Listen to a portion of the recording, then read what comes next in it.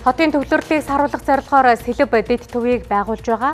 За энэ хүрээнд эхний ээлжинд 2000 айлын газрыг чөлөөлсөн.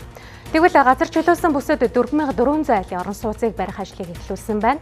Тус орон сууцны барилгын ажлыг 2027 онд дуусгахаар төлөвлөжээ. Шинжлэх ухааны гүнзгийрүүлсэн сургалттай мөн биеийн тамирын гүнзгийрүүлсэн сургалттай юм 3 төрөлцсөн сургуулийг нэмж энэ төслийн хамт дуусгахаар төлөвлөж байгаа.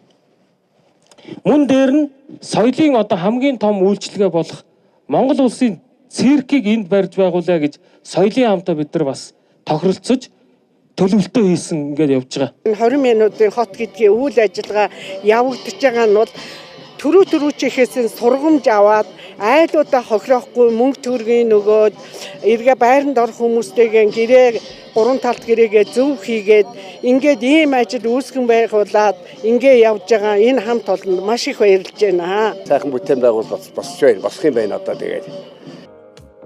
Сэлб дэд төвийг байгуулснаар агаарын бохирдол 22%, замын төвжирлэг 36%-аар буурна гэж үзэж байгаа юм а. Сэлб дэд төвийг түшиглэж сургуулийн өмнөх насны боловсролын тухайд 5 цэцэрлэг шинээр барихаар яригдж байна. Мөн дундын хэрэглээний эрчим хүчийг сэргээгдэх эрчим хүчээр шийдэн, тухайлбал нарны панелаар орцны гэрэлтүүлэг лифт зэргийн эрчим хүчнийг шийдэхээр төлөвлөжээ. Цаашлаад Сэлб гол дээр хөвц өрөм байгуулж үерийн усны тохируулга хийн, хөвц өрөмтөгөө уялдуулж усны хаялга борооны ус зайлуулах шугам шуудаг угсарна гэдгийг нийслэлийн удирдлагууд онцоллоо.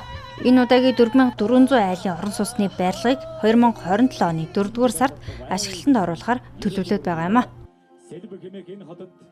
8 сарын 1-ээс эхлээд бид нар энэ хотын ирээдүйн хотын иргэдийг захиалгыг авч эхэлнэ.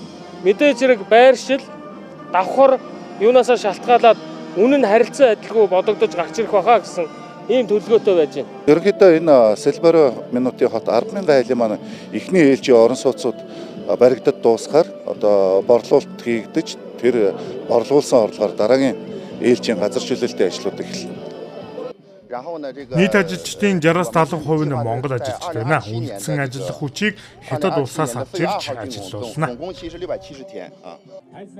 Үндсэндээ ирээдүйд Сэлб дэд төвийн иргэд заавал хотын төв рүү орох шаардлагагүй байх боломжийг бүрдүүлэх алсын хараатай ажиллаж байгаа юм а.